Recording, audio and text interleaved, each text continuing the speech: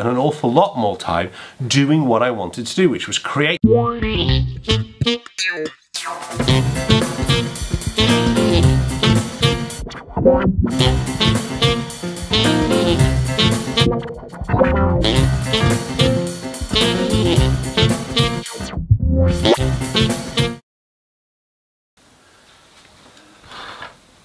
Hi, welcome to today's vlog. Today I'm talking about a tool that probably alongside my saxophone I use the most in my life as a working professional musician. These things, I've had 4 of them in the last 10 years, but they are very, very, very fine computers. A little bit of background with me with Apple. My dad is now a retired teacher. He used to bring home the original Macintosh back in the late 80s and various different Apples. In 1995, I think it was, or maybe 96, he bought a Performer. I talk about it more in this vlog when I visited the Museum of Computing History in Cambridge. I hated Apple, basically because I couldn't play games. Well, we could play 3 games on it, I think. There was a game called Actua Soccer that had Brian Moore commentating that used to have a glitch in it where he'd keep talking about the service of the pitch. And there was an A10 Warthog game where you got to fly an A10 Warthog plane around Cuba.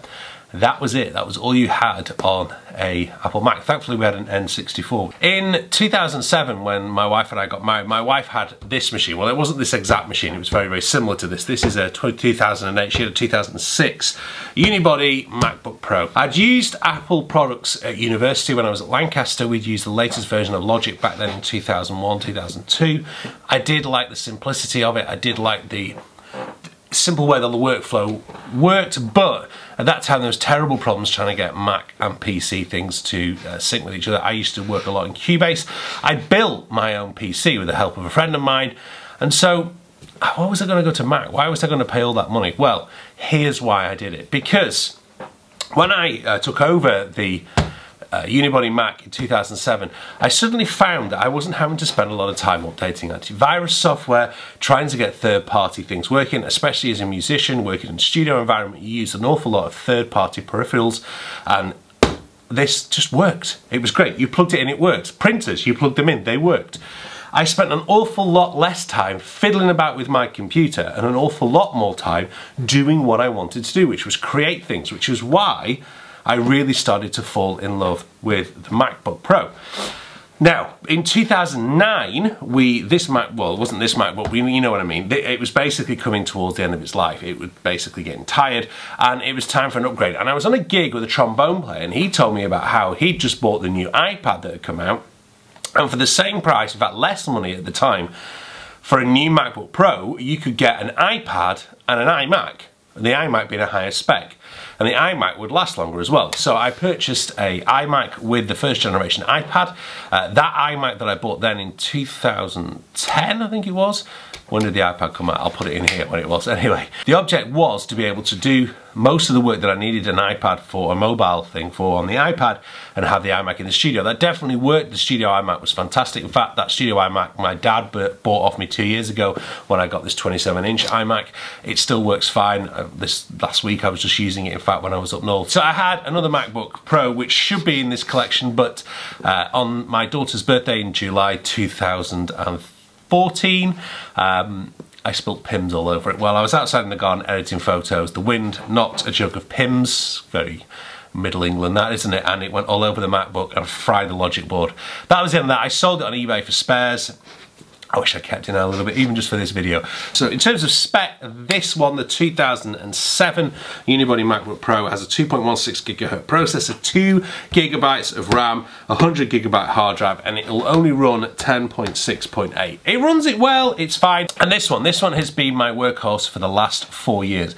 It has been, I would say, the best computer I have ever owned. It's brilliant. In fact, I'm in a way loath to get rid of it. It's got a Retina screen, 15-inch Retina screen, 2.3 gigahertz i7 processor, 16 gig of RAM. It's got a 500 gig hard drive. It's just a superb machine. By the way, I don't know, Charlie's kind of decorated this in stickers. No idea where he kind of got the idea for that from. It runs Final Cut better than most iMacs. In fact, it gives this iMac a run for its money. This is a 27-inch top spec iMac. Because it's mobile, I do an awful lot of work here, there, everywhere on the train. It powers my iWii when I'm doing iWii work on gigs. It's just been a fantastic machine. But time has come to upgrade, and then now I have, let's move these two around a little bit. I've got the latest edition 15-inch iMac with a touch bar screen, 2.9 GHz i7 processor, 16 gig of RAM. And again, this is running 10.13.6, same as this one, which is High Sierra. I haven't gone over to Mojave on either of these machines.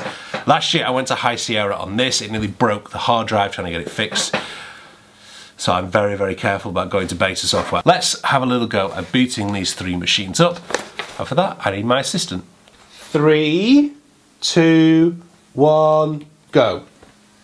Move out the way, move out the way. Which one's going to be first? That was quite incredible, wasn't it? And that one, because this one it doesn't work so much, you have to take a long time.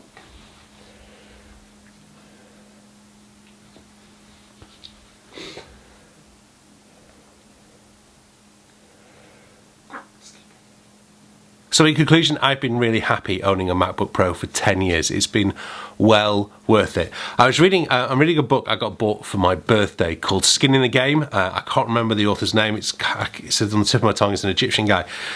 But he put on the bottom of it about how he's built a Tesla recently because his neighbour has constantly gone on about how great this Tesla was.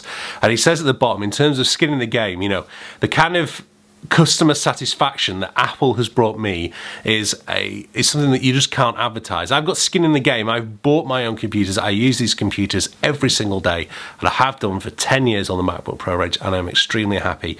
Yes, there are things they could do better. For example, I prefer the keyboard on the 2007 laptop than I do on the 2013 or the 2018 laptop. That's just maybe a personal preference thing. I just think it's much quieter. So that's the 2007. That's the one. That's the latest one. The latest one is far too noisy. When you sat on a quiet train and you're tapping away, it's really, really obvious kind of, I just don't like. And I do like the touch bar, but I haven't used as much. I love the fingerprint recognition. I think that's fantastic. I'm looking forward to Face ID whenever that comes out on the MacBook Pros. But they are fantastic machines. They are well worth buying, and if you're and ahhing about one, then I would say plunge in. The last caveat I would say though is that I don't feel everybody does need a MacBook Pro. For example, last summer we bought my wife a MacBook because she doesn't need the functionality that the Pro uses. She's not doing video editing, photograph editing, all sorts of other things in between. She doesn't need that high-end power user. She's not dialing up MainStage to try and provide samples for an eWii or a keyboard, which is what I need to do. Maybe you need to. And then on the new one, the dongles, yeah, it's damn frustrating, but I can see where we're going. The 1998 iMac at college, I'm going, what am I going to do with this USB drive? Where's my 3.5-inch floppy disk drive? Of course, who talks about floppy disk drives? Who talks about USB drives really now anymore? Kids aren't back to school yet, which is causing a few problems because kind of my teaching has restarted now, so they're kind of upstairs with Netflix or out playing with their friends. But I did get a chance to take this rather fetching back to school photo. That's my to go back tomorrow. I'll do that one on there. One little bit of housekeeping. Don't forget, if you are a member, regular watcher, even if you're not a regular watcher, this is the first time you've watched and you play the saxophone, I have this fantastic D'Addario giveaway, including a free mouthpiece and loads of other goodies, all in here to give away to one person. The competition link is below. I am going to close the competition tomorrow and do the draw on Friday. So if you want to be in with a chance to win it, whoa, and I don't drop it all, then make sure you fill in the link below and get cracking. Also as well, I'm launching a brand new platinum membership structure for my website, Cambridge Saxophone. If you haven't been over there yet, you can get 4 free video lessons from me for nothing. Just send your email address and I'll send you the lessons. But I'm launching next week platinum membership for the Cambridge Saxophone website. You pay 1 fee and that's it. Lifetime membership is yours, and you can watch all the lessons. There's over 350 video lessons now on the award-winning Cambridge Saxophone website, and you can learn the saxophone at your own pace. I've got lessons covering transcribing, improvisation. There's a beginner's course on there if you've ever always wanted to learn the saxophone. There is a course there you can watch and you can just go through everything. It will take you from a fly in my ear.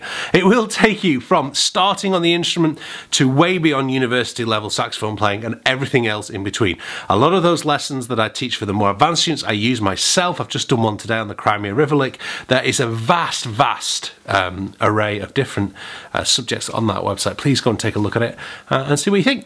Yeah. Record Bill off the minor because I've got to use white notes. is minor. Shape. Yeah! Yeah! What?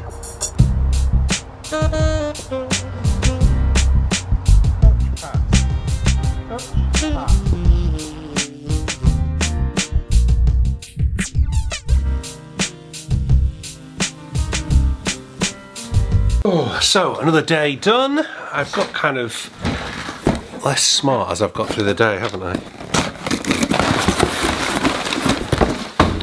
The greatest practice hack solution number 3, starting with September. Oh, damn, it starts in August. That's not what I wanted.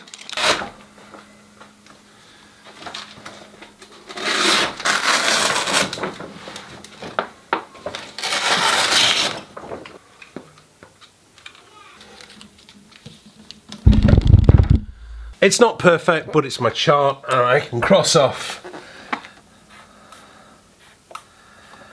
the first 5 days of September as practice to go. I just now have to set my targets a bit like in cricket with a batsman. Clear 10, do 20, do 50, 75 or 100, and then see where the habit takes you. That's been my experience of doing 2 previous ones of these charts. If you're not seeing what I'm talking about, check out the vlog I mentioned before. Thank you very much for watching. If you don't already, please hit the subscribe button. Check out what I was doing yesterday, and this is what I was up to this time last year. Thank you all for watching. Bye bye.